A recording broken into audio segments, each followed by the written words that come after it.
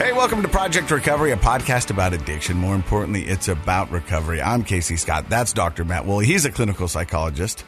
Still am. Yep. Still going, huh? Yeah, yep. Hey, Casey, so I want to do a little role play. Okay. Okay, I want you to, ask me, hey, Casey, how can you guarantee me that you won't ever get drunk again? Okay. 3, 2, 1. Hey, Casey, how can you guarantee me you won't ever get drunk again? You know what? It's crazy. But people actually ask that question all the time. You know what I mean? I remember like a year into my sobriety, I was talking to a guy and they said, hey, look, if we gave you a job, how could you guarantee me that you'll never do this again? I guess if somebody's offering you a job and you're a high-profile person, they might want to, or even if you're just a regular Joe, they might want to know that. But I think most people want that. They want some security. They don't want somebody who's getting drunk on the job. I agree. Yeah. And causing DUIs and doing all that. Right. And I remember sitting down and like the old me wanted to lie to him and say, you know what? It would never happen again. I promise you this will never happen again. You're a pleaser and you work a room pretty well. I learned my lesson. And I will never do this again. Mm-hmm. Mm-hmm. But I didn't say that. What'd you say? I said, I can't. He goes, what do you mean you can't? He goes, after everything that you've been through, you can't promise me that this will never happen again. And I said, I can't. I said, I know more about this disease now. I know more about myself, and I know that I can't make you that promise. But I can tell you that I have a better understanding of my addiction, I have a better understanding of the disease, and I'm better equipped now than I've ever been to help me not let this happen again. But I cannot give you a promise. And he goes, that's crazy. And I go, that's the disease. Yeah. I cannot promise you that. That's honest. And we're going to introduce you to our guest here in just a second. But he was talking about that guarantee too, and how people want that. And what I found when people want that, they want it for themselves. They want it for their own peace of mind. Right. But they don't realize what pressure that puts on the addict. I remember, we've got some new listeners. I remember when I got out of recovery and I'm driving home and I'm talking to my mom on the phone and my mom was like, good thing we'll never have to do that again. And you hear this, and she goes, what do you mean, And I go, I can't. Yeah. She goes, you can't? After everything you put your kids through, everything you put your ex-wife through, everything you put us through, you can't promise us that this will never happen again? And I go, I can't, Mom. And you want me to promise you so you can sleep easy at night. But when I do give you that promise, all I'll have is that in the back of my head for all eternity. Yeah. And I can see if something happens, I can almost hear your pitching voice going, I knew, whatever. But I'm just, but and I got anxiety just thinking about that now. You know what I mean? Just hearing those conversations again. So I run an honest program. I have to tell you that I can't give you that guarantee and I can't give you that promise. But you're leaving off the last chapter of the story. What's that? Well, how did this guy interviewing you, how did he respond? Well, I didn't get the job at the time. Interesting. And, and I think did he seem bothered? He seemed bothered. It seemed like that you wouldn't promise him. A little bit. And there wasn't like a clear job offer on the table. And I'll tell you now, it's for the company I'm currently working for who have now hired me. Okay. All right. You know what I mean? But I think he was just testing the waters to see where my headspace is and everything. And I just said, I can't do that. And I hope that that people listening, though, would understand that it's kind of refreshing to have somebody just be authentic and honest with you and realize maybe that you're wanting the promise for yourself, but this person who's answering the question, the addict, that they're giving you honest information. And I would say that would be more valuable in the long run if you felt like, well, I'm hiring somebody that's going to be honest with me. But I think it also goes to why we started this podcast was for an education for everybody involved. Because, I remember talking with my ex-wife, and this is when we were battling with me drinking, and she goes, why can't you just stop? Mm-hmm. Can't you stop for me? Why can't you stop for the kids? And I go, I wish it was that easy. Yeah. You know what I mean? I really do. And the thing is, I've tried. Yeah. I've said this before. I stood above my kids' bed as they slept and go, tomorrow's going to be different. Dad's not going to do this. Yeah. And I 100% meant it. And I wanted it to be true. And I did. But, Isn't that amazing, though? Because I know, like probably every parent listening out there, I know how much you love your kids and you love to spend time with them. And if there's anybody on the planet we would change our behavior for, it would be for our kids. But that's the power of the disease of addiction that you can't do it for somebody else. No, you have to do it for yourself. And once you realize that, there are so many people who we've had in this chair right here who've gone into recovery, who've gone to their first recovery because they ended up going back again, went in for the wrong reasons. Right. They went in for their work. They went in for their spouse. They went in for their kids, which, don't get me wrong, those are all good reasons to go in.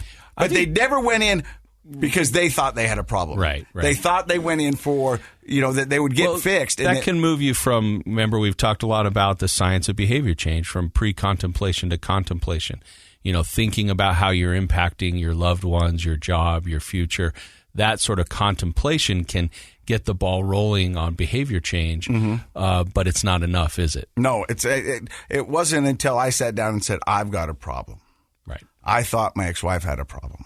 I thought my job had a problem. I didn't think I had a problem. Right. And it wasn't until I realized that I had a huge problem that I could start to change. And I think that's what's so powerful about, you said you wanted to change for your kids. Mm-hmm. I did change for my kids, but I changed me. Right. I don't even know if that makes sense. I think it makes sense. I mean, they're a big reason why I am sober today. Of course. Their motivation to keep going every day. Because they deserve the best father I can be. Right. And I wasn't the best father I could be when I was in active addiction. I wasn't there. I wasn't present. I wasn't authentic. I was checking boxes like so many people we've had on the podcast before, doing what I thought I needed to be doing. And what I was doing was not what I should. Yeah. And so that's the thing, is that when you talk to somebody and you go, how can you promise me this will never happen? If you want an honest answer, they'll tell you I can't. They can tell you I will try and I can get through today. And what can you promise? So let's dig in a little just for a sec. I like this. So you can't promise like absolutely never going to relapse. But what can you promise? I can promise to do my best and to give it everything I got. I can promise to be honest with you if you will allow me. So I was going to say, would that be like for the listener, somebody right now who maybe is really worried about having the same experience you had, going in, applying for a job. They know that you've struggled with addiction, that you're in recovery. What are they worried about getting that same question? Could they promise to always be honest with the boss if they're starting to have problems? Would that be appropriate, do you think? We've talked about this before. When I got fired the first time from KSL, my boss sat me down and said, had you told me you had a drinking problem, you'd still have a job here because we would have worked with you. And I said, but how do I tell my employer that I'm broken and not think that you're going to? And so I would like to think that I would still be working there and we would have had a different outcome. But you never know. I mean, we don't know. That's what, in the past. But I didn't trust them. I like them. The fact that they want it. It's a two-way street. Like, I think they need to advertise that more. Yeah. I think more big companies and more small companies, they need to advertise. They need to talk proactively to their employees and say, listen, we really have the attitude and the culture of being helpful and supportive, but you've got to be honest and come talk to us. We can help you find resources. They need to advertise the resources that might be available through their insurance and those kinds of things. But I absolutely would have been like you. I think I would have been scared to death to bring that up. And so I think KSL is very honest and willing to help you if you will come out and do that. That's great. And I think there's a lot more companies. Now, because of this podcast and what I did with the Recovery Center before I got my job back on TV, is I understand the business a little bit better. And I've been to meetings and where they've talked about this and what employers are finding out. And it's kind of a silly, is that it's better for the company to get employees help versus firing them and training something new. For the bottom line. Yeah. Oh, yeah. For the bottom line, it is better to fix your current employees. Absolutely. Than to fire them and hire new ones. I think it's, they say something like 10 times more expensive to train a new person than to deal with the person you have. And so I think we're come a long way. I think there's still a ways to go, but I think we're starting to have these open conversations. But I think fear holds people back from a lot of good things in life. Behavior change gets trumped, by fear a lot of times. And so I think that's where companies like KSL and other companies, I would encourage them to do more advertising to kind of assuage the fear of the employees, because it's still scary to go in and talk to your your employer and say, I have a problem with drugs or alcohol? I don't know what more KSL could do rather than hiring a guy out of rehab and putting him back on TV. And I want to say I've been very, very impressed. That right there. Yeah. When I'm out and about, I was even at the hardware store this morning, and someone said, "Hey, I think that's cool that you got your job back. Yeah, and I think it's cool that KSL gave you your job back." No, I think KSL, I hope, considers themselves on the forefront of handling these sorts of things the right way in our community, setting a standard for bigger companies on to how to support their employees. I think they've done a fantastic job for you. All right. Well, hey, we got a great podcast for you today here on Project Recovery. Our guest today is Jordan Lee. How are you doing? I'm doing pretty good. How can you promise me you'll never get drunk or addicted again? I won't. Simple, huh? I won't. I maybe a pinky promise. I don't know. Maybe with my fingers crossed, I might do something like that. But I wouldn't do it. Jordan Lee is with Deer Hollow Rehabilitation Center. We're going to talk to him in just a second. You're listening to Project Recovery. Hey, welcome back to Project Recovery. I'm Casey Scott. That's Dr. Matt Woolley. Our guest today is Jordan Lee, who just celebrated, got your chip last night. I did. 14 years of sobriety. All right. Yeah. That's huge. Yeah, it works. How young are you? How young? Yeah. 40 years young? Is that what you... Yeah, 40 years old. Yep. But you've got an interesting story because you've gotten sober twice. Well, at least. At least. Where does the story of Jordan Lee begin? The story with Jordan Lee begins as the youngest of 5 kids. I grew up always believing I was the youngest of 5 kids. Turns out later on I was the youngest of 6 kids, to give you some family dynamics. And I grew up in Taylorsville, Utah, in Kearns. And being the youngest of 5 kids that I knew of and having a single mother that worked full-time and a dad out of our life, it was I was raised by my siblings. Chaotic? I think I'm the favorite. I think I'm the favorite baby. I think I'm the most loved. I love the confidence with that. Hey, I'm the favorite. Mom never said it until maybe, the last 10 years it's starting to come out, right? Yeah. So everyone else knew it, but then now I know it. Even through all my problems, I think that I was the most loved. Really? Well, being the youngest, though, it can be a little wild because by the time, a parent has raised all those kids, it's kind of like, whatever, just do your thing, right? Or was your mom on you? Oh, no, I had free reign, and she was working, so she was gone in the morning. I remember getting myself to school in elementary and coming home and jumping on the tramp and getting beat up by my 2 older brothers and my sister's boyfriends and whatever that looked like. But now, I'm dying here. Are we going to hear about the 6th kid, or what happened? Yeah, my big brother Montel. My big brother Montel. He lives in California, and when I was older, my mom shared with me that she gave up when my dad left on his mission, and she got pregnant, and she gave a son up for adoption. Okay, and it's always a weird thing. Do you find them? Are they resentful? What does that look like? And It just so happened that when his mother passed away, that they found papers and reached out to us maybe 3 years ago now. And it's weird because he's a 10, 12-year-old version of me, and we like the same stuff. We're into the same nerdy stuff, the Star Wars, the movies, all that other things, but we've just lived separate lives for the last 40 years. I just finished reading some twin studies on a different subject, but they're always fascinating when you see siblings raised apart and different things like that, how obviously there's nature, but there's also nurture, and how the difference is. And you can have somebody raised in a totally different place by different people, and it turns out you like a lot of the same things. It's interesting, isn't it? Yeah, when I went to his house and stayed there, it was weird. It looked like my brother's house.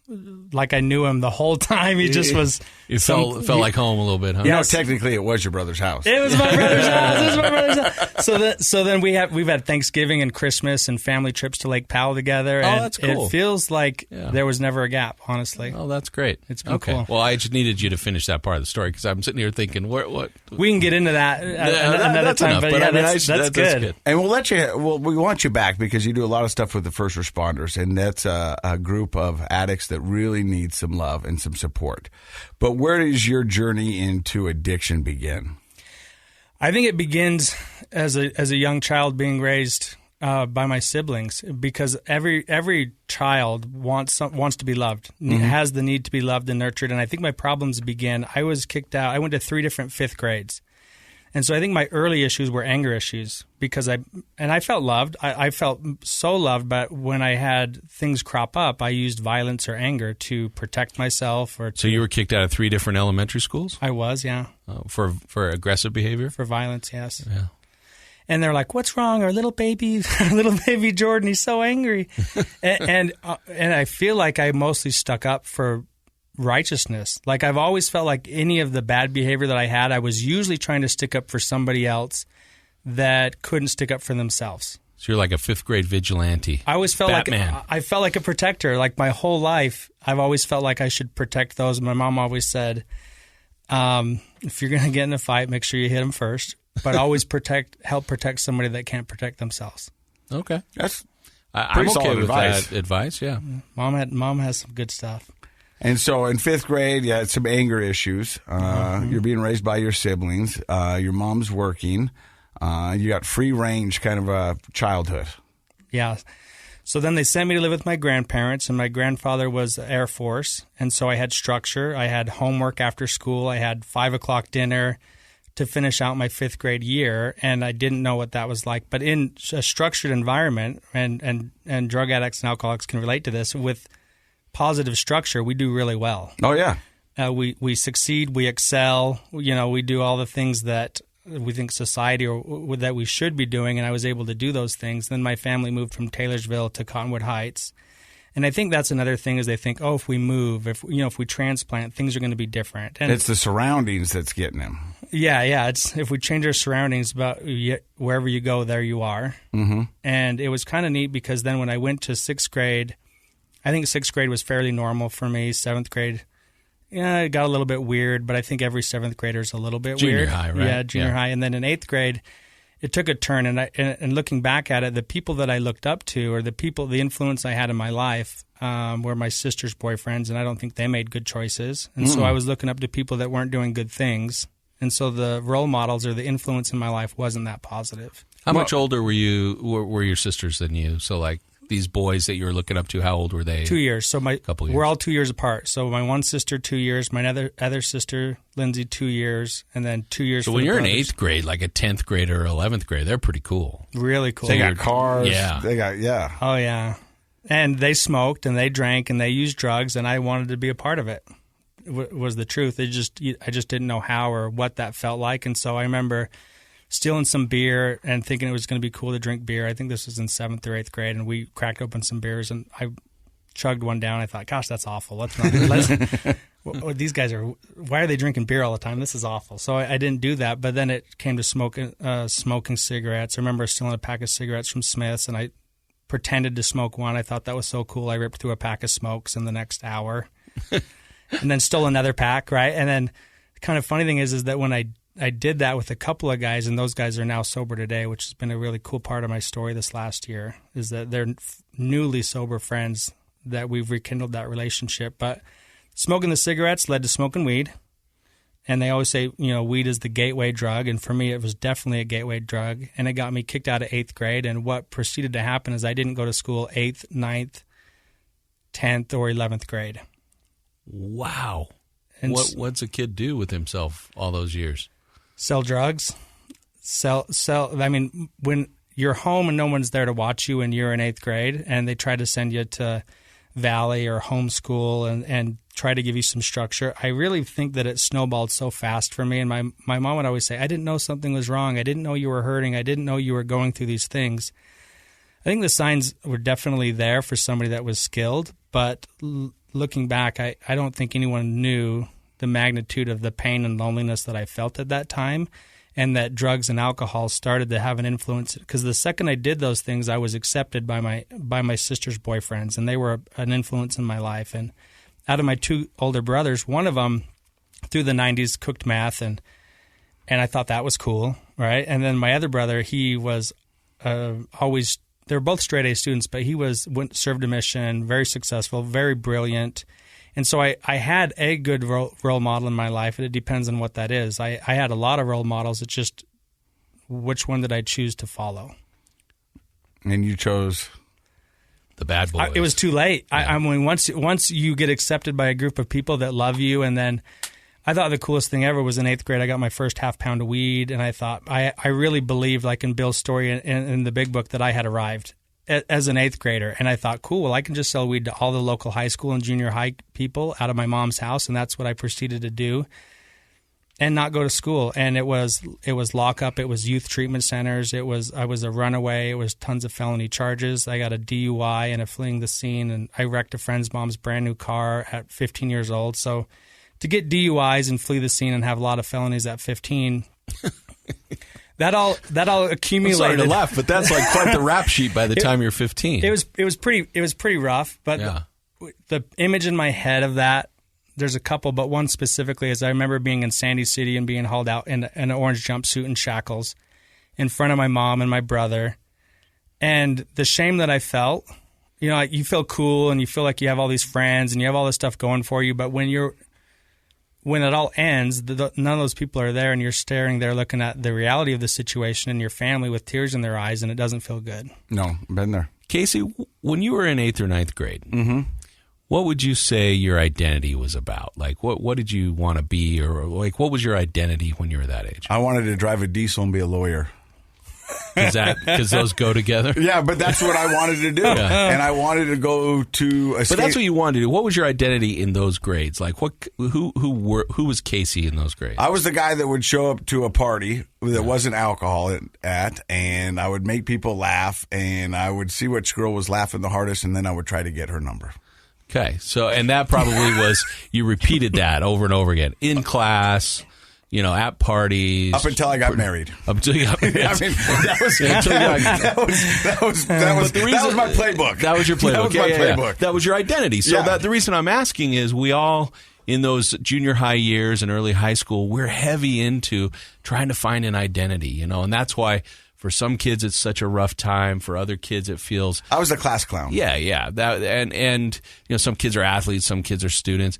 And for you, Jordan, you found this thug life, like this drug dealer Pablo Escobar identity. Sure. And it sounds like you held on to that pretty tough despite the consequences, because, a lot of kids would give up their identity if like being the class clown meant you got hauled out in shackles, from the school in a jumper, or you were going to youth corrections or all this stuff. You might have started to tone it down a little bit. Maybe not. I don't know. I know you pretty well. You probably wouldn't have, because you'd have cracked the cops up. Yeah. But but don't you find that interesting that at that age you really needed an identity to the point that despite whatever consequences they threw at you, you still held on to, this is who I am? Absolutely. The lengths that I went to continue the insanity in my life were extreme. I mean, you said you were run away. That's a big, how do you take care of yourself at that age? That can be kind of hard, unless you got a pocket full of cash because you're dealing drugs. Pocket full of cash and a lot of dope gets you into a lot of places, sleeping on a lot of couches. I remember I hadn't been home for maybe 6 months, and on my 16th birthday, maybe 10, 11 at night, I called my mom from somebody's house. And she answered, and she's crying. She says, happy birthday. I just want to see my baby boy. And I just said, I'm safe. I love you, Mom. And that's hard, right, for a kid. Yeah. And during that time, I graduated 2 years of drug court, and I was on meth the whole 2 years, youth drug court. And the lengths that I would go to is I carried clean urine everywhere I went to graduate drug court. I mean, wow. I graduated treatment center, and they knew I was high the whole time, but I got off on getting one over on the system and the people that were trying to protect me. I think that was as big of addiction for me. Oh, sure. Was feeling like I was getting away with something, that I was crafty. You were smarter than them. Well, correct. Many addicts think they're smarter than everybody out there. And in a lot of ways, addicts are very, very smart. But or crafty. Yeah, but I get that addiction. I was being able to pull all of this together and drink all the time. And I was smarter than the disease. I was smarter than everybody else because I was proving them wrong until I wasn't. Absolutely. I was a fraud, and I was lonely, right? In a group of people, I talk about it all the time. As a kid, I was so lonely, and most of my friends that we just drank and smoked weed and we did acid and mushrooms or whatever, but I was secretly doing a lot of cocaine and meth, even from the people that I was close to. And it kind of dates things because I had a pager. I was dealing drugs with a pager, and it was broken. And the girlfriend of mine at the time, this is when I crashed as a teenager, as a young kid, and the being a fraud accumulates into my adult story was that I got a bunch of text messages and I was out selling drugs using my girlfriend's pager. Well, her mom, who had mental health issues, was texting or messaging the pager, and I ignored it. When I finally got a sick feeling in my stomach, we went and picked up my girlfriend and drove to her house, and her mom had hung herself in the garage. Oh man. And as a 16-year-old who felt responsible, like I took that on me, right? And I would let her get out of the car because I had drugs, cops, and firefighters are there, and they go in to attend to this situation. And that was the first time as a kid that I thought, I got to stop doing this. Like, I'm going to quit. And you know what I need to do? I need to go back to Grandma and Grandpa's house, right? They'll let me stay there. And I remember doing cocaine, and I thought I'd never do drugs at Grandma's and Grandpa's house. And I remember getting high before the funeral, and nobody knew that I was doing these hard drugs as a young kid and that I couldn't turn the corner, that I couldn't be there for anybody, that I couldn't make these things happen. And to where eventually my mom never stopped fighting for me as a youth, and she got me into a good facility where I was able to get sober the first time that I was actually able to get some time when I was 17 years old. That's a lot to unpack. Yeah, let's pause on that for just a second. That's quite a few years ago now. How have you reframed, how do you interpret that experience now? You felt responsible at the time that the girlfriend's mom had been trying to text you or page you, you know. What do you think about it now? I went through the amends process, you know, after that treatment center, and I made my amends and I made peace with God. And I believe that God, you know, in recovery, God is either everything or he is nothing. And what is my choice to be? And God is everything. God is everywhere. And I can't alter those things. I can be an influence to change those things, but I do feel like I have a debt the rest of my life to repay the damage that I've done to so many people. And so I'll never forget that all the service and all the effort that I've put towards making a change in the mental health field and in the substance abuse area, that it's just a drop in the bucket for what I have to give back. So I think those things happened, and there's not much that I could do about the past, but what I can do is I can change the future and the narrative for me moving forward from that time. Yeah, that's a beautiful answer. I asked that, and I knew it was a hard question to ask, and thank you for being willing to answer it, because I think it is probably representative to a lot of people who've had hard experiences, maybe not exactly like that, where they hold on to that feeling of responsibility, guilt, shame, whatever it may be, and instead of it being something that motivates positive change, like it sounds like you have processed that through your experience, it drags them down, and it continues to be something that perpetuates their addiction. And I'm sure you've seen that with people you work with. Absolutely, and I think a lot of bad things happen to everybody. And people always ask, oh, why do bad things happen to good people, and why do these things happen? And I think one of the biggest faults of other people is using that to remain a victim, and to carry that shame is kind of a defect of character, because they want to be a victim. They want to carry that shame. And so for me, it's always to advise them to make a difference, make sure that doesn't happen to somebody else. Things happen to us so that we can gain victory over them, to share them with other people so they don't have to carry that longer or as long as some of us did. So it could become a strength in your life, or so to speak, like we say, you can learn from it and grow, or it can keep dragging you down. And I think for some people who are deep in their addiction right now, if they're honest with themselves, they may be holding on, or at least not really addressing those sorts of issues because it allows them to stay in their addiction. Is that what you're saying? Absolutely. Yeah. And so I think that's, the psychologist in the room is going to make a plug for therapy, because that's one of those things that can be just so difficult to address. But not only does it help you gain a healthy emotional perspective on these traumatic and difficult experiences that you might have had in the past, but it also is that first step into really addressing your addiction and living a life in recovery. Because if you don't unpack your bag, deal with those things, you're not really in recovery. You're not like, you may be sober, like we've talked about before. Like, sobriety is not the same as recovery. And so man, what a tough experience, but what a healthy example of how any of us can maybe learn from our tough experiences. Jordan, you said something that I really liked. You said, people say all the time, why do bad things happen to good people? The reality is bad things happen to all people. Right. I mean, it's bad things, it rains on everybody. Some people bring umbrellas. Yep. And it's like that, bad things do happen to everybody. Good things happen to everybody. Yep. That's the difference between an optimistic viewpoint and a pessimistic viewpoint of your life. Yeah, crap's going to happen to everybody, but some people learn to bring an umbrella and move on anyway. You're listening to Project Recovery. We'll be back with Jordan Lee in just a second. Welcome back to Project Recovery. I'm Casey Scott. That's Dr. Matt Woolley. Our guest today is Jordan Lee with Deer Hollow. You just talked about kind of a traumatic, early childhood. Yeah. So much in the fact that your mom finally decided it was time for you to get help, and at the age of 17, you went in to get sober. Where'd you go to get sober? I went to Lifeline in North Salt Lake. No, exactly. What did you think about the program? It saved my life. I loved it. I thought that the therapist is still a great friend of mine today. I met other good friends in that center that I'm still close with in the community today that I love, and they absolutely saved my life. Taught me principles that helped. But you told me earlier you're 40, and that was 17. I went to Ogden High. I'm doing the math. But it sounds like you had to go back out again.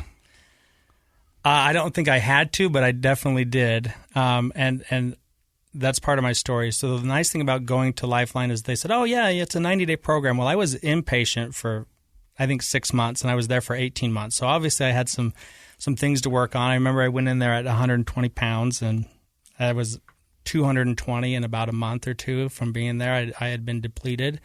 And what they did is they took me through the 12 steps of Alcoholics Anonymous there. They gave me really good therapists that I could relate to, that had been where I'd been, that knew a way out, and they showed me that way out by guiding me through the 12 steps.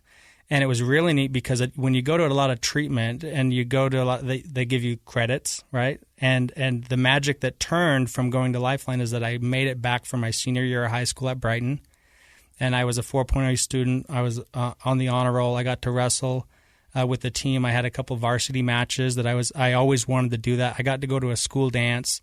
So as a young kid, I thought those things would never be a part of my life. Mm-hmm. And having that therapy, having those people support in my life, my brother, when he left on his mission, he said, hey, do you want to use my Mustang while I'm gone? So I had a 67 Mustang. I dated the high school cheerleader. And I was floating, although I had diarrhea for 90 days because I didn't know how to dress. I didn't know how to hang out with normal people. I didn't know how to show up to class. I just really put one foot in front of the other. Uh-huh. And the gifts of the program and of my higher power, which is God, came into my life as swiftly as I had let them exit every single time. Sometimes seems magical, doesn't it? It was magic for sure. It's like 0 to hero. You got to have that senior year and do all the cool stuff that you'd always wanted to do. Be honest with you, it sounded like majority of the 80s movies. Yeah. You know what I mean? Where's John Hughes? We need to John get him Hughes in here. wrote that. You know what I mean? But you're living it in real life. 99 was a good year for me. It was. Yeah, it was a really good year for me. So you graduate high school. What does life look like for Jordan? In treatment, they said, hey, my mom says, here's a Book of Mormon. She always gives me a Book of Mormon. They give me a big book. They said, if you read these things, they'll change your life. So in leaving treatment, they always say, if you want to keep this forever, you got to go to the Alano Club, right? You got to go to recovery. At that time, I'd quit smoking, drinking, using drugs, and I went to the Alano Club, and it was like a biker club. I didn't want to be a part. I just didn't fit in. What is the Alano Club? The Alano Club is kind of the hub for most 12-step meetings in Murray and Salt Lake, and it's a really neat place. But as a 17-year-old, as a young person trying to get sober, there's a lot of obstacles. You still have to turn 21. You still have to do all of these things. But the one thing that stuck to me is that if the root of the disease is selfishness and self-centeredness, then I needed to be of service. And my one brother had got his life together in 2001, and I was able to help him during that time. This is the brother that was cooking meth? This is my big brother Adam, who's been clean ever since 2001. And my other brother served a mission, and I saw the difference in their life. So I thought, you know what, I'll go on a mission. So I saved up. I sold my Mustang. I gave my brother's Mustang back. I got a different one. I was going to say, did you sell your brother's Mustang? No, I gave to go it back on to your him. mission? And I saved up my money, and I just made a decision. I'm going to go on a mission. And I wasn't really raised in the church or those types of things, but I thought I could be of service. I could do this. I read the books. I believed in it. I had a testimony, and I felt like I was gifted a new life. I didn't really live during those 5 years like I was going to make it to 20 anyway. So since I was there, I thought, let's be a part of a solution on a bigger scale. So I decided to serve a mission. I sold my car to pay for my mission, and I left the girlfriend. That was hard. It was difficult to leave and do all those things. But when I came home, out of my mission about 20 months, maybe a little bit less, I blew out my knee playing church ball. And Which, for those who don't know, church ball is vicious. It's probably one of the most vicious sports. Well, it's where all the really nice Mormon guys who are nice and polite all week long get their anger out. Yeah. And some of the scariest moments of my life have been playing church basketball. Even I played church ball. It probably goes football, church ball, rugby. Yeah. You know what I mean? That's the hierarchy. Aggression. Yeah. You know what I mean? Of impact. Yeah. I wish it was impact. It was a carpeted floor or whatever, but you're right. The church ball gets pretty hectic, and I blew out my MCL, ACL, my meniscus, and a guy in the ward says, "Hey, they're going to send you home. Don't tell them." So I walked on a bum knee for the next 3 months until they saw it. And then they sent me home. I didn't want to go home early. I didn't want to get sent home, and I didn't want to have to come back and all those things that a young kid thinks about. Because for people who don't know, it's a 24-month commitment when you go on a mission. So you were almost there. You had 4 months left, and then you blow out. So you rub some dirt on it and walk it off. Rub some dirt on it. And you know what? I was a really good missionary because I had seen some stuff, right? As a young kid, I had been in some dark places, and I had some good experience. And so I was really... When they send you to go to North Dakota, Minnesota, and Wyoming, and you're hanging out in trailer parks and you're talking to people about God and Jesus and stuff, it was easy for me. It was fun. I loved it. I was didn't seem scary to go to those places. Not at all. I loved it, and so I didn't want to go home early. And then when I did, I had knee surgery, and the church took care of it, and it was awesome. But the thing that happened to me is that in the book it talks about over any considerable time with this disease, it gets worse, never better. And there's a lot of different examples in the big book that discuss that, and I didn't understand it. That was where I fell short in that first time getting sober, is that I didn't work the steps. I took what recovery had gave me, and I waved and said, "Thank you. So many people do this. I got a job. I got a girlfriend. I got a car. I'm good. I'm going to be okay." They don't understand the details of a lifelong disease and how it can be treated, how it has to be treated if you're going to have lifelong success. And so I ate the pills. I ate the pain pills as prescribed, and when the pills ran out, I was completely dope sick. I'll never forget it. And my buddies and stuff, I called them, and one of them came over, and I'm like, "Dude, I'm sick. I can't do anything. My back hurts. I'm sweating. I feel awful." And he's like, "Dude, you're dope sick. Did you quit your pain pills from your knee surgery?" And I said, "Yeah, I quit them yesterday." He's like, "Yeah, you're totally sick." He went and got me a pill from his parents' cupboard, right, which everyone can do. What a great friend. And the second he gave it to me, I felt like $1 million. You know, I mean, it was 10 minutes later, I'm up and I'm ready to move, and he's like, "Yeah, you're dope sick. You're addicted to opiates." Maybe not. I understand that today. And for some weird reason in my head, I thought it was a good idea to drain the $10,000 I had saved for my mission that my mom didn't use and get in a car and drive to Mexico and pick up 600 Oxycontin 80s. That escalated. I was going to say that was 0 to 100 real fast. Yeah. Huh. I mean, that all happened, and I was home 2 weeks. I met a girl. I asked her to marry me, I think, in the next month or so. I feel like you have a lot of energy. You don't sit around and do nothing for very long, do you? I'm a little busy, but I'm a doer, right? You are. I like to take action. I mean, that's always been a thing for me. Yeah. And the weird thing in my head is I justified it because I hadn't been in the drug world for a long time, and I thought I need to make some money. If people are really dumb enough to spend $1 a milligram or $50 to $100 for one of these pills, I guarantee I can get them for less because I had that mindset for a long time. I'm going to let this old friend of mine that still does this, I'll fund the business, and then we'll split the profits. And so we literally... You're an angel investor. Thank you very much. and we, Josh is dying over that right now. We drove straight down to San Diego. We walked across to Tijuana. It took me a day to find what I wanted, and I grabbed a bunch of pills for $8 a piece, and I came home. And what happened at that time was on the drive home, I did 1280s. I sniffed 1280s on the drive home, so one an hour. You sniffed 1280s. And I'd never been an opiate guy. I'd been... a cocaine, meth, and everything else. Sure. And I remember my buddy said, "What are you doing? You're wasting the opiates and you might die." And I'm like, for me, it was always lay out a pile, finish it, let's go. Take a fifth bottle cap off and throw it away. Drink it till it's gone. And that was the progression of the disease for me. For all those years that I wasn't participating in drugs and alcohol, the second I put a substance back into my body, I was off and running. I was immediately stuck in that disease where I had to feed it. And I thought, this is what's going to happen. I'm just going to have to feed this through. And that's basically what took over. It sounds like, so last night my neighbor came over to help me get my golf cart running. And it's been dead for like 4 years. And it almost sounds like you, Jordan. This is going to be crazy. And we lifted up the open, and he got some carb cleaner, and he sprayed it in there. And every time he sprayed it in there, it's kick and go. You know what I mean? It sounds like, but that sounds like you. Once you got it in your body, it was just, let's go. Pedal to the metal. It was all go. And that $10,000 was $30,000 in 3 days. And so what I did is I got right back in the car, and I drove straight back down there. And I did the same thing. And I thought, well, that's easy money. I just made $20,000. I'm going to do this again. And I didn't know that there was an opioid epidemic and that Oxycontins were what they were. I had no clue.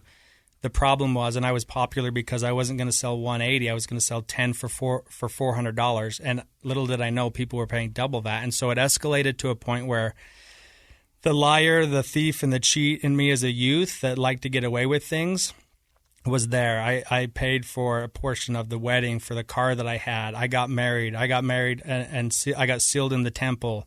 I had a fake job downtown. After driving down, 3 or 4 times in a row, I was flying down by myself to San Diego and walking across to Tijuana. So you're deceiving everybody at this point. Correct. So for the listener, to get married in the LDS temple, you can't be doing drugs. Sure. Unless you lie about it. Well, you shouldn't. Well, what I mean is you had to deceive. I was lying to everybody, including myself. You had a fake job. What does that mean? What do you mean you had a fake job? So the wife thought I had a sales job downtown, and those were days where I would leave and I'd be selling pills all day. It was a sales job. It was a sales job. I did my best to be, and that all came to a crash when I tried to get sober. I remember I flew to San Diego, and I'd give myself 4 hours to take a taxi, walk across, grab what I needed, and come back. And I went down there, and I had $25,000 strapped to my leg, and my guy was not there. And so what happens is you start shopping to find other pills and different things, because at that point, after that short period, I had a high tolerance for opiates in my system. So not only did I want and need to sell it to support my own habit, I had to. And he didn't have what I needed, and so I shopped around. And there was a really nice bar there where you could order an Oxy 40 and a Corona, and you could hang out for a little bit. And so I told the guy that I needed a couple thousand 40s or so many 80s, and he lit up. He said, "When do you need them?" I said, "I need them right now." And he said, "Well, that's going to be X amount of dollars." I said, "Yeah, I've got a flight in 2 hours I have to catch." So, of course, he came back with some really fine gentlemen, maybe four or five guys, and they drugged me into an alley, and they tried to arrest me, and I was scared. And not only scared, I didn't know if they were going to arrest me, kill me, beat me, take my money, whatever that looked like, and so I started the fight. And I just started to throw punches at these guys with like my life dependent on it, and I ran. I ran as fast and as long as I possibly could until I ran back to the border. And I remember looking at the USS Midway and calling my wife on a flip phone, and just I wanted to be in tears because I was in so much fear of what had happened in such a short time. That's scary stuff. That's real life and death stuff, maybe. Absolutely. And I just said, "Hey, honey, I'm coming home." And I said it like I'm coming home because I'm going to get on a flight and come home. But she thought I was downtown working a sales job in Salt Lake City. Yeah. But you're running from the Mexican cartel. Yes. Wow.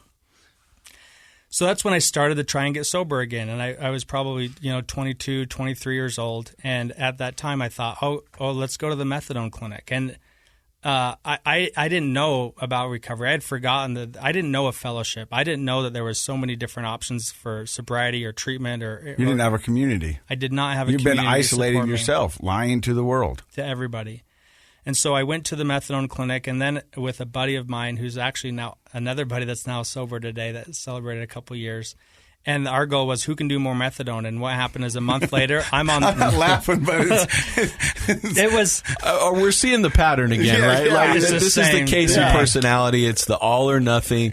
Everything's a competition. We're not leaving anything on the table. We're all in all the time.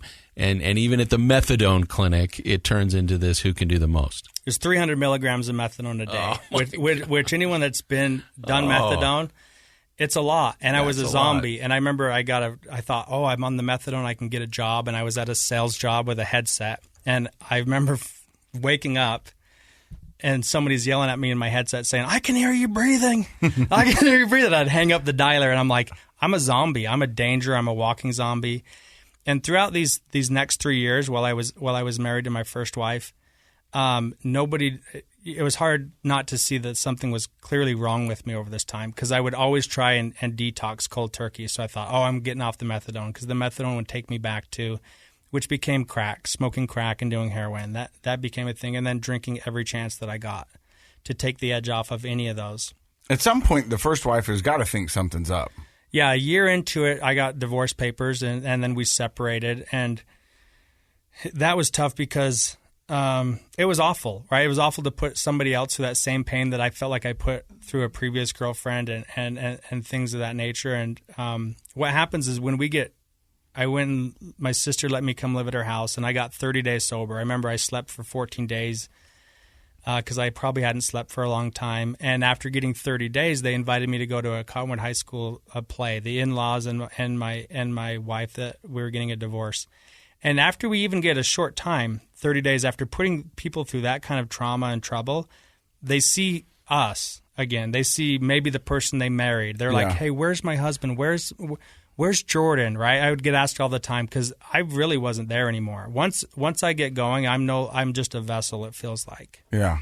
And after that, she said, I'm moving to St. George. I'm getting away from you. I need a fresh start. And after 30 days, they saw me again. Even a kind of a tattered version of me was better than the person they had seen for the last year. Yeah. And then she asked me to move down to St. George with her and start something new.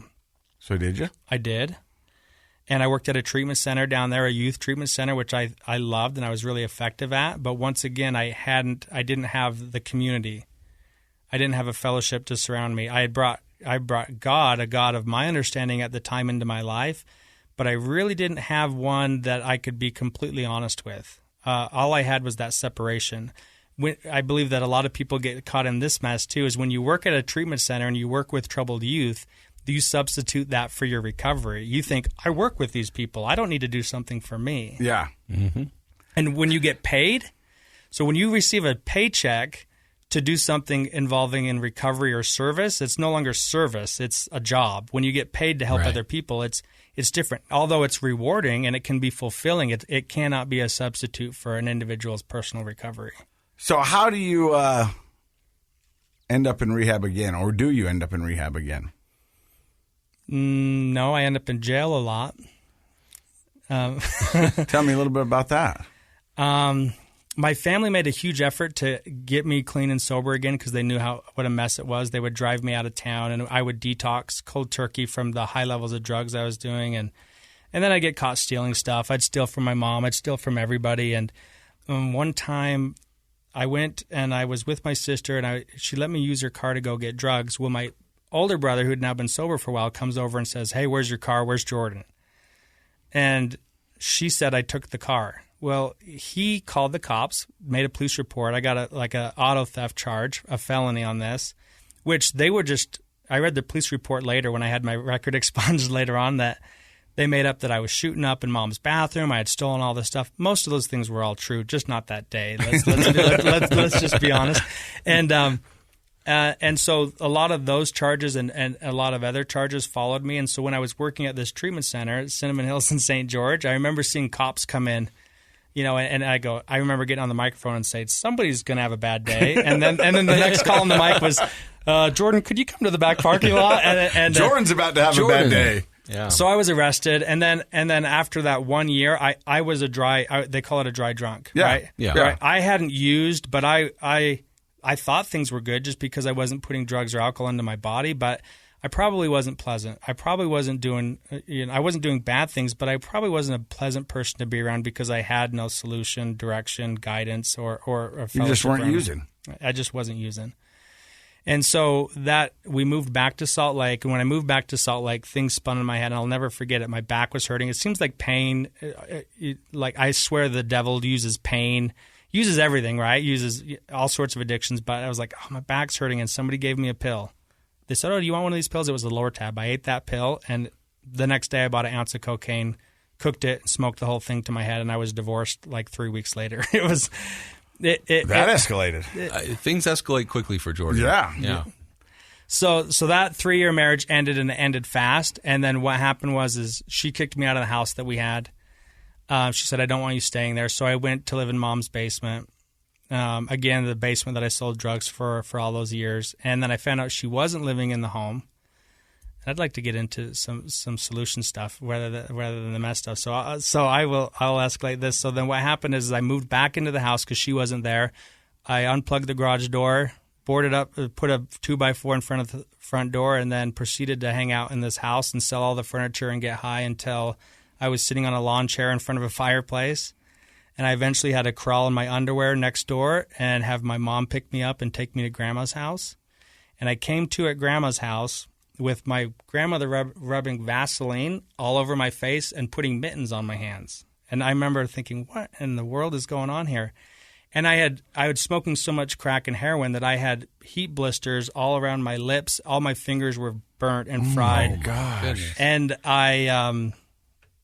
and so she was just trying to heal me. And so then I thought that'd be enough. And I remember I thought, I'm sober now. I'm just going to smoke crack and drink beer. I think that's acceptable. I'm not sure that's the definition of sober. No, I'm just... But in an addict brain, it makes sense. The heroin and meth is real bad. I'm just going to keep it simple and see if I can get through this. Right. And so as being homeless at this time and trying to make things work and stumble through life, I went to a house to buy an ounce of cocaine, and I met this wonderful girl who's my wife today. And the funny thing about this is that she said, hey, I know you. You're Jordan Lee. And I said, no, you don't know me. And she said, yeah, we went to junior high and high school together. And I said, well, that's tough because I didn't really go. Yeah. And she says, well, let me see your ID. And I showed her, and she said, well, we have the same birthday. We were born the same day, same month, same year. And there was an interesting connection because when I'm doing drugs and alcohol, I'm not interested in women. I'm interested in drugs and alcohol. The effect, right? Yeah. I'm here for effect, and that's the effect that I'm shooting for. And we proceeded to get kicked out of her house, her friend's house, and everyone else that we knew. And then one night we stayed in an igloo up the canyon until my mom let us come in their basement. She went to jail on federal charges. Her name's Payana, Chantel Payana Lee. And she went to jail, and I honestly thought if she's going to detox in jail, I will detox with her. So I went to the floor of a dope house, detox for 5 days. Then my mom let me come back and stay. When she got out, she was going to meetings. And it's funny that she went to a sober living downtown called Project Recovery. Oh, really? And I remember that. Yeah. on First South. Yeah.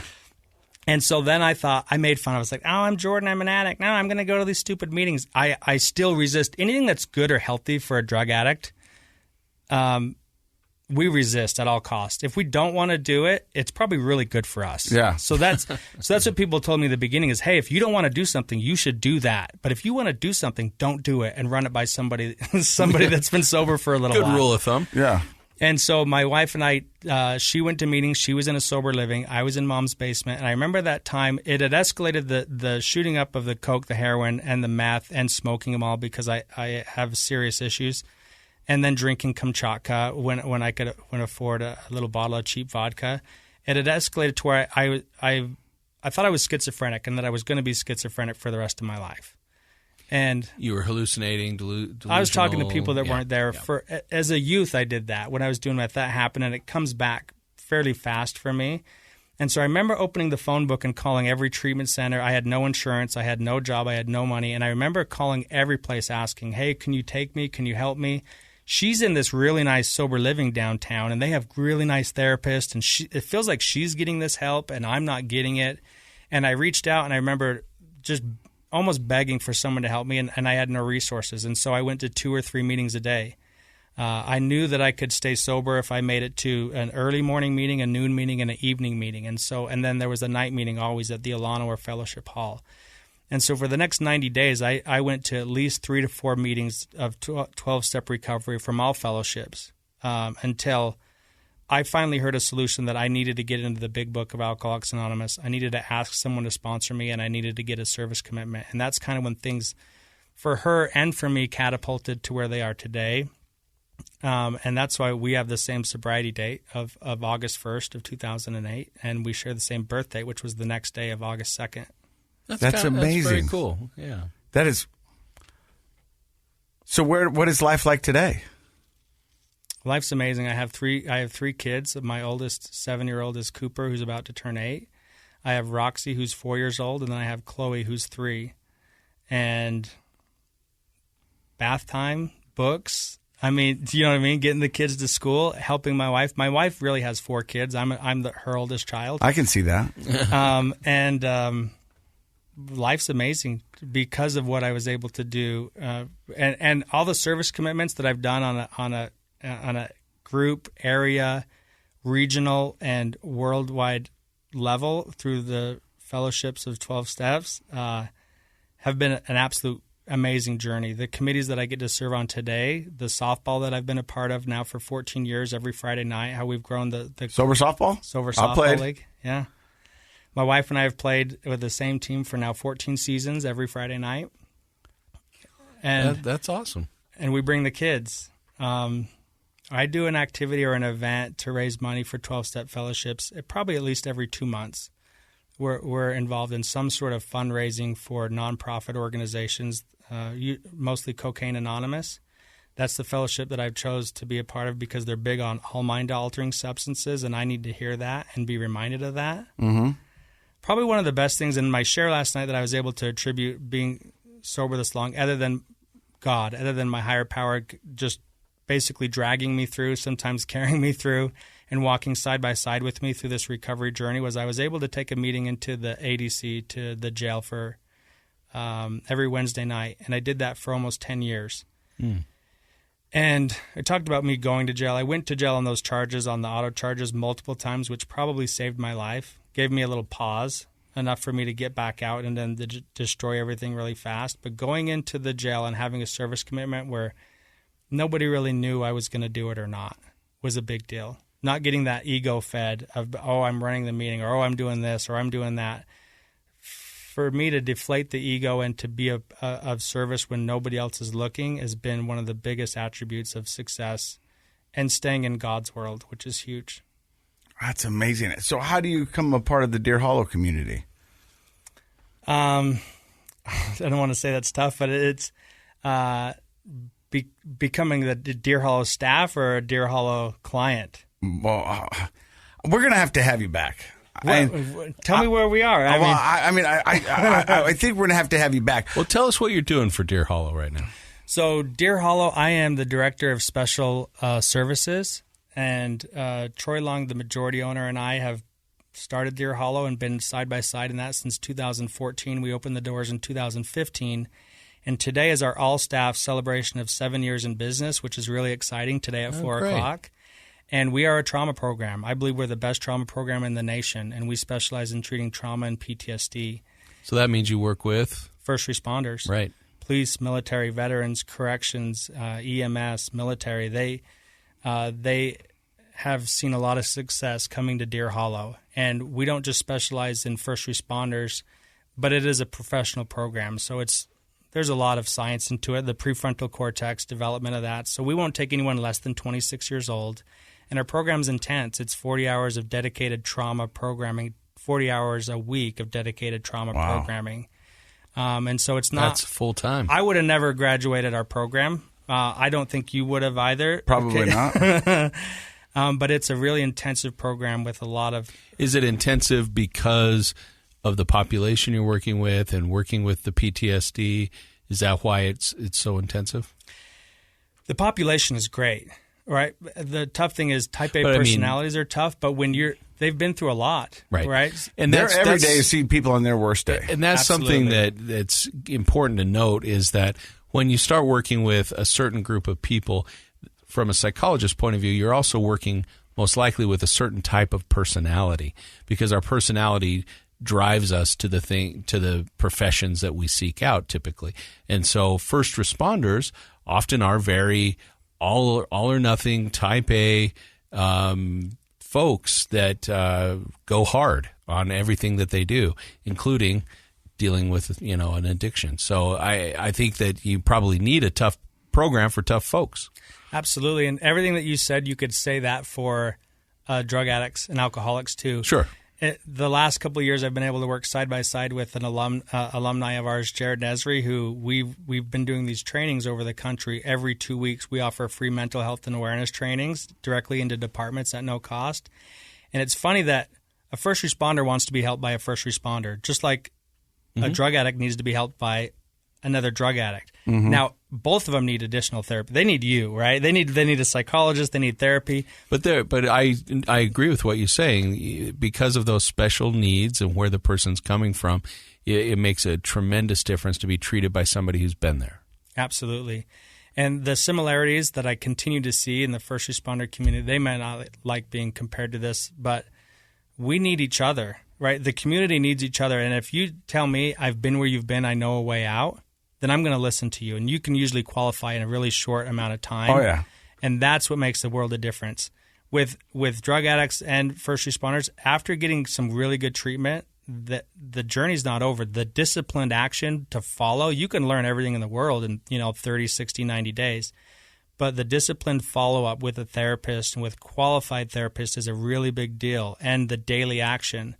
And it's so big on we only have today. That's the reality of the situation, is that we only have today, and can we live in the moment, and can we be of service, and can we make an impact to the community? And first responders, it's a cat and mouse game. It seemed like I was always trying to get away from them as a child. And in turn, we both ended up sick, right? Right. I'm trying to escape the first responders. They're trying to catch me. And then what happened is we both end up sick. That's an interesting point of view. And so it's been a pleasure to have the ability for the last 7 years to give back to the community that I feel like doesn't get enough credit for making the impact on my other fellowship and my other community of drug addicts and alcoholics. Because it turns out we love each other. Oh, yeah. That's cool. You're chasing them now. Yeah. You're trying to help them out. Yeah, I'm trying to help them out now. Yeah, absolutely. Jordan, we're going to have you back because I would love to talk more about the first responders and the program that you're doing, because there's a lot of those who listen to the podcast. If they're looking out for someone to talk to, somewhere to get help, how can they get a hold of you? They can email me at Jordan, Jordan, at deerhollowrecovery.com. And am I okay to give out my cell phone number? Yes. Okay. My cell phone number is 801-833-6932. And I'll take a call or text, an email any time or day of night. And if we're not in the right place, we won't stop until we find a safe place for anyone that's struggling. Dr. Matt, what are your thoughts about the amazing Jordan Lee? Well, there's so much that we talked about today. I would have to sit down and process this for an hour. But my takeaway is service. I just think that's such a cool thing to focus on. And I think it sounds like, recognized the value of serving other people in your life and definitely in your recovery. And if anybody wants to know how can I feel better today, go find some place you can do some service. So thank you for bringing that message and everything else that we talked about today. And I think for me, it should be a lesson to those out there listening that, bad things happen to everybody, but you are the victor of your own life, and you can decide where it's going. And you want to say you've been through some bad stuff, listen to this podcast again. You've been through hell and back, Jordan, and you're here surviving, and not only surviving, you're thriving. And I applaud you, man. I think it's amazing what you're doing, and I can't wait to have you back. Thank you very much. You're listening to Project Recovery. It is a KSL podcast. Wow.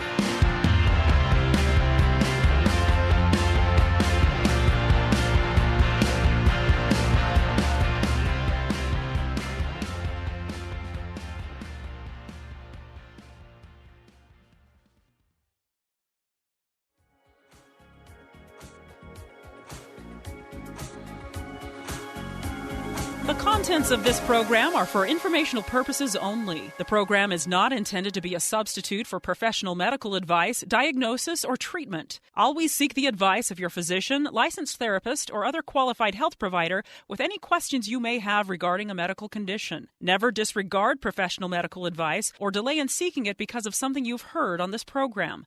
KSL does not recommend or endorse any specific tests, physicians, products, procedures, opinions, or other information that may be mentioned on the program. Reliance on any information provided on the program is solely at your own risk.